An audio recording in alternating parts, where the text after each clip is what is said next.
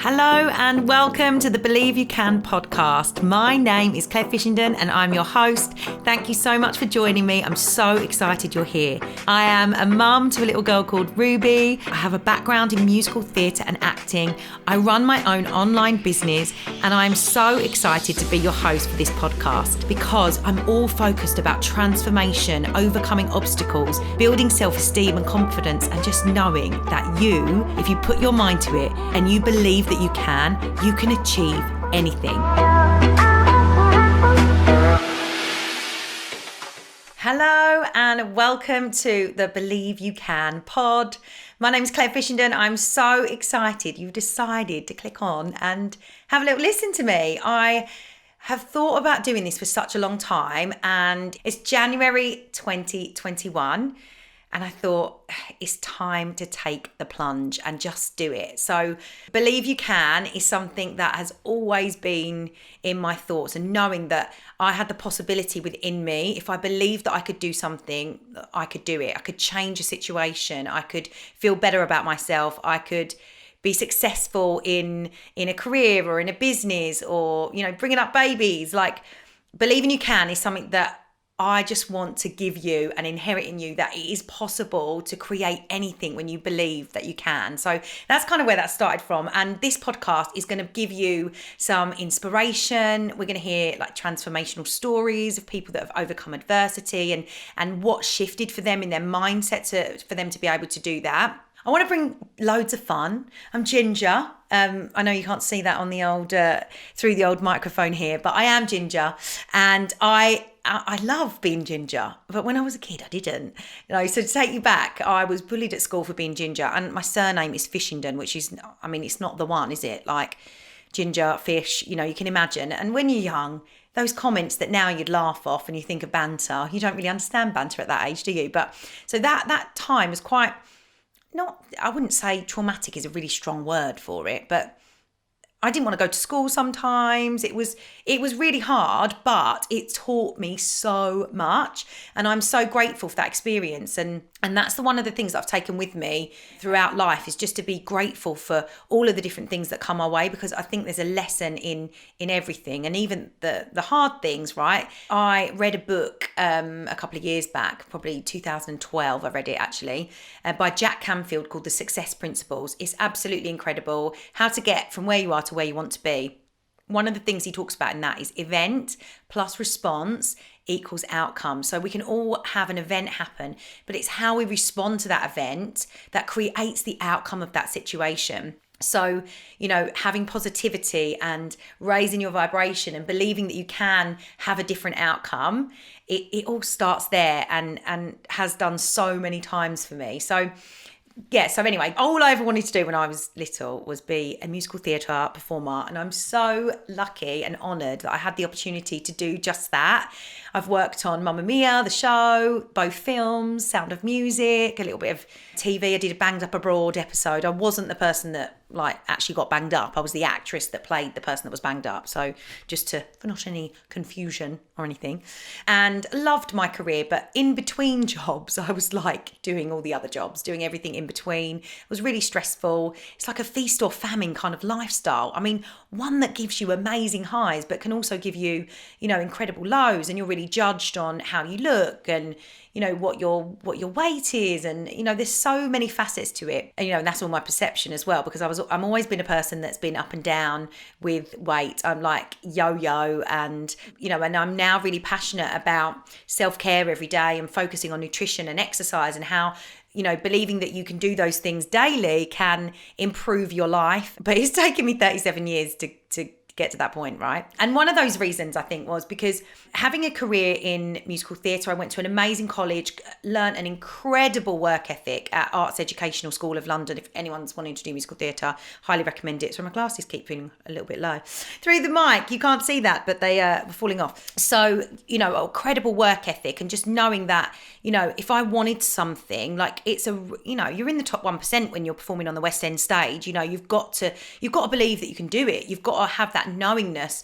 not that you're, better than anybody else, but just believe in your own confidence. So I kind of built up this kind of imaginary armor that when someone said no to me, no, you're too ginger, you do this, you do that, just to overcome that and just be like, right, what can I do? Like, this is me, this is who I am. But can I modify and adjust to put myself in a better position for the things that I want, the roles that I want, etc. So so loved that. And in 2009, I had a massive turning point in my life. I was around 25, and I basically had a mental breakdown, which was, like literally completely stopped my world.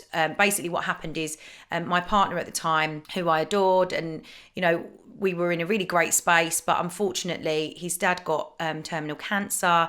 We were living in a place in Brighton at the time, and we moved him back in with his parents to help and support, and I absolutely loved that family so much, so much. And his dad meant the absolute world to me, and he did unfortunately passed away, and I just held my grief in, held it in so tight, that pretended that I was okay because I wanted to support and be a good person and try not to, it wasn't my dad, so how could I grieve? Not that anyone put those expectations, those limitations on my grief or anything like that at all. It was everything that I did to myself, and I held that grief in for 6 weeks.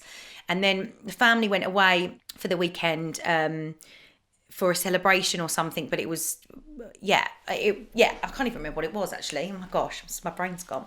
But they went away, and I stayed in the house on my own, and was reading this book. Now, I'm not going to tell you the name of the book, because if I'd have read this book at a time where I wasn't mentally low and had a lot going on in my head, obviously something had switched and I wasn't, in a great place at all, I might have read this book and it might have been absolutely fine.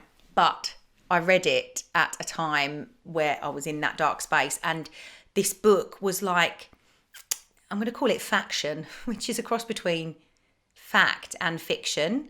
So it really confused my mind, because some of it I was like, oh my God, is that true? And I started researching, and then it just brought on loads of different things, and it was quite a deep subject, so it brought up loads of different emotion. And then I started to have these weird thoughts, intrusive thoughts. I don't know if anyone's had intrusive thoughts. I think we all have weird thoughts every now and then, when like a random thought pops in and you're like, oh my gosh, that was like bonkers. Where the hell did that come from? Like sometimes I think, oh my God, what would happen if I just threw my cup out the window? Or, it's just like stupid stuff. Like, that's a light-hearted version of it. But this was quite dark. But what I had, because my serotonin in my brain, and I was just out of whack, and the chemical imbalance had gone, or what have you, whatever it was, I don't really know the technical term, but that's how I kind of explain it, is that, and because I am like one of these people that I like what's right. I really like, if I believe in something, if I feel someone's been mistreated or anything like that, I'm just sure like I've got, my middle name's Justice. I'd point it out. I want the right thing to happen.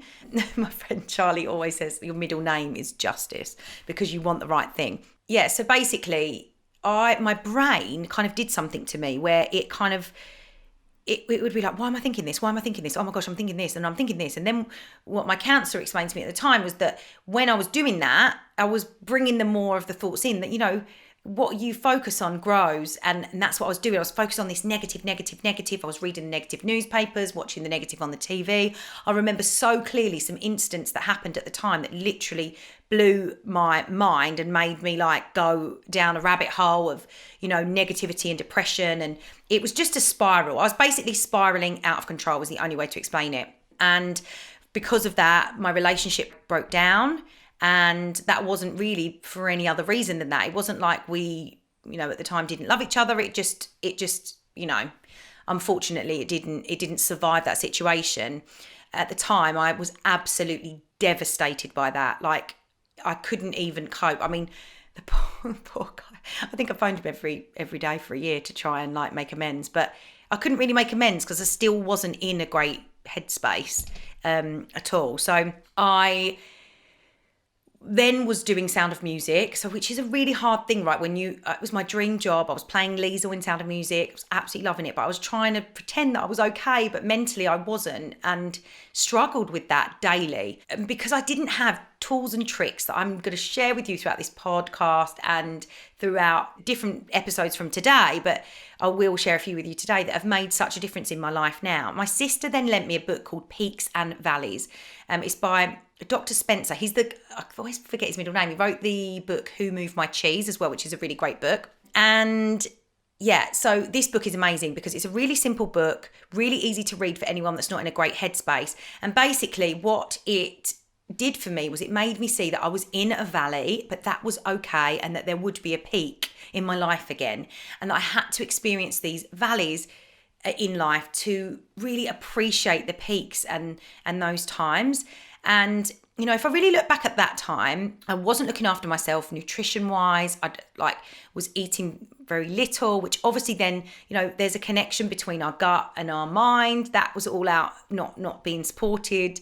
I now know what I know about the fact that, you know, my gut health and my microbiome, the bacteria in my gut wouldn't have been any good either, because I had a lot of antibiotics over my life and never taken any form of supplements to help and support that. You know, so there was so many things going on, but I had incredible family support. And, you know, after reading that book, I kind of got myself out. I felt very bruised still 3 years later. So fast forward to 2012, I'd finished Sound of Music, did a panto, bought a house, actually was with a new partner then, and bought a flat. It was a flat, actually. I don't know why I said it was a house. It was one of those flats though, you think's like a house. It feels like a house, but it's not. But it wasn't a masonette either.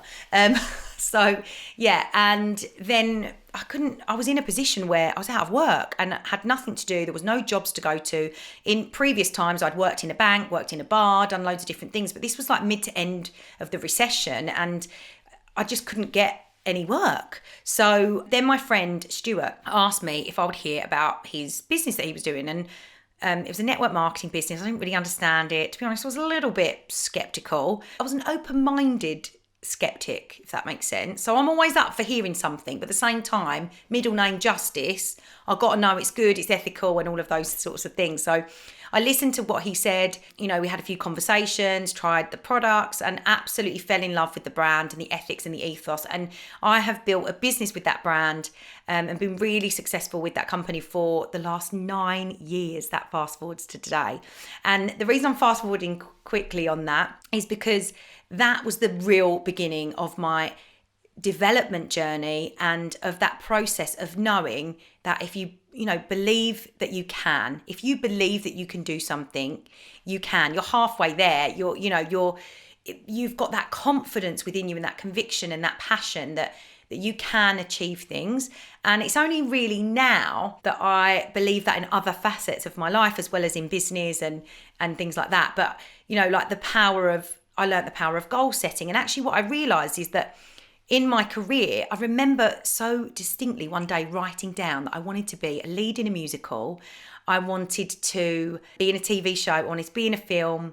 And, you know, I wrote this list. I wish I'd have been gone into a bit more detail. And I just encourage you to write down what you want. Like, get it on a piece of paper, because when you write it down, I think it's like you're over 80% more likely to achieve a goal when you do that. So that's part of believing that you can, right? It's just like, yeah. Anyway, so then, yeah, this personal development. So in the first sort of 3 months of my business, I read 5 books. I'm going to give you the 5 books that I read because they have made such a difference in my life. Number 1 was a book called The Secret by Rhonda Byrne, which is all about the law of attraction. And I just want to do a little disclaimer on that, because I feel like there is a missing piece of The Secret slightly, that you do have to do work. You have to put effort in. It's not like you can just go, I'm going to focus on what I want and then it arrives. You've got to hustle for it. You've got to put the effort in. So that's number 1. Then there's a book called The Slight Edge, which talks about the daily principles, the daily things. You're either on the success curve or you're on the failure curve. What choices are you making daily? And that's by Jeff Olson. The third book was The Success Principles by Jack Canfield. You know, with that equation, event plus your response equals outcome. And it's got loads of loads and loads and loads and loads of goodies in there. It's got like 64 principles. He's interviewed the most successful people on the planet. Number 4 was Dare to Dream, Work to Win by Dr. Tom Barrett. Now that is specifically around network marketing. So if you don't do that or not, on that vibe, then that might not be the book for you. However, I do highly recommend it. And then The Business of the 21st Century, which is incredible. And actually that's by Robert Kiyosaki. He wrote the book. Also Rich Dad, Poor Dad I read at the time as well, which is amazing. He's incredible. He's an incredible businessman, but he actually talks about how network marketing as an industry was something that he was really skeptical of, is incredible, and it was totally different to what he thought it was, which is pretty much most people's view once they actually, hear the full information. And it definitely was mine. But Rich Dad, Poor Dad, oh my gosh, if you haven't read that, you've got to read that. So my point is, I just want to put a little disclaimer on the fact that I had never read, apart from that Peaks and Valleys book, which helped me, that was like 2 years before, I hadn't read anything other than 50 Shades of Grey and Harry Potter. I think once on holiday I read A Boy Named It, which with my mental health state, it's never a good thing to read, like books that are kind of about trauma in children and all of that sort of stuff. But at the time I was okay, fine. I could read that then and it didn't affect me. But anyway, so those are my books. And my habit that I created was reading 5 to 10 pages of these books a day. So I probably read a few of those quicker at that time. But really, we can read a book a month. Work out the pages on the book, divide it up, you can do that. And it's all about how the quality of the time that we're spending and really focusing on that. There's also Audible. I love Audible for audiobooks. And I learned that what I put into my mind would come out, would show up, would manifest in my life, like, because what you focus on grows. But it's just that thing of just knowing that if we're focusing on the news and and I'm not saying be ignorant to what's going on, it has been a wild year, let's put it in that way, and there's so much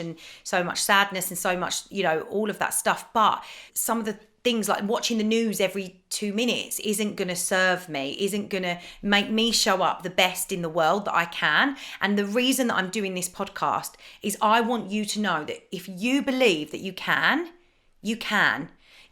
change a situation. You can feel more confident. You can feel empowered to do something different, to step out of your comfort zone.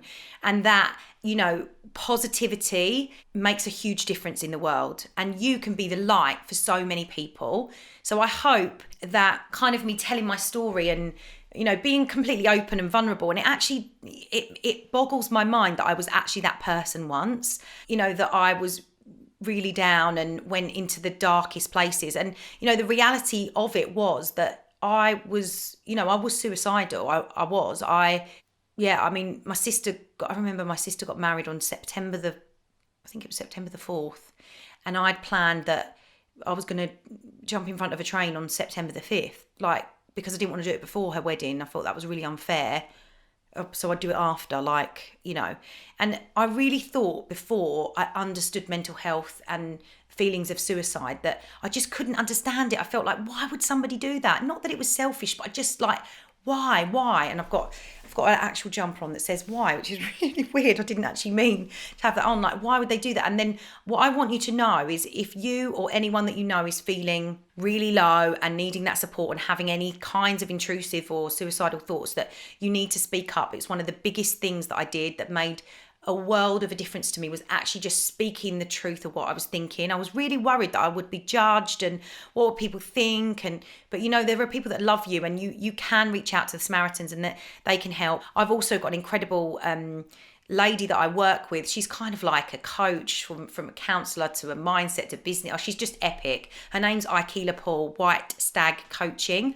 And the reason that I recommend her is I just feel like she's transformative. She works in change, in really changing kind of where you are and where you're at. But I am no means anyone, and I also think we need to protect our energy as well, in the sense of, if you are supporting someone, you need to be supported too. My family were amazing, and I had the support. I actually was on medication for a short period of time because I needed to get out of that situation, and I was open to doing anything to make myself better. I think deep down in my heart, I knew I never would go through with it, but that was my like plan. And then I would speak through my plan and say, this is what I want to do. And, you know, at the time my counsellor would help me through that and my family. So like back in February, before the pandemic kicked off, I was absolutely floored by Caroline Flack. I don't know if any of you can relate to that. It just stopped me in my tracks, and I went down a little bit of an obsessive kind of thing about it, because she reminded me of me in a way. Like I didn't have the celebrity status or anything like that, but she just seems so bubbly and like just a good person on the outside. That's what we saw, but obviously internally we're all got our own things going on, and I just want you to know that that's okay. And we are in a time where we need to support each other as human beings. And that is the reason I'm doing this podcast, because I want you to know that we can do anything. We can support ourselves. We can get the help. We can do the daily habits. We can do affirmations and visualizations and meditation, which all of the things that I will talk about on this. And I thought was a bit woo-woo before. Like I literally did. I was like, affirmations, are you joking? I'm not saying positive statements to myself. Like who even does that? But the thing is that there are things that we can have in our toolbox, so to speak, that can support us through different things, and that we can have a transformation. And if you believe you can, you are totally halfway there. So just wanted to say as well that I am a mum to a little girl called Ruby, who is amazing. I live in Neon Sea with my partner Rob, and you know what something has taught me about this time is just to be so grateful for the small little things. And we've had so many more adventures and walks and fun stuff that we've done because we've not been able to do other stuff, that those times are magical. And so I think it's just sitting in the gratitude sometimes and just knowing that, I just feel super grateful. And Ruby, I'm sure, will feature at some point on my podcast because she's hysterical. Like, I don't know how a 3.5-year-old has got that kind of personality. I'm sure all of your 3.5-year-olds have the same. But when it's your own kid, you're like, oh my God, this is so funny. But yeah, that is my first episode. I cannot wait to see you on the next episode. Make sure you join me.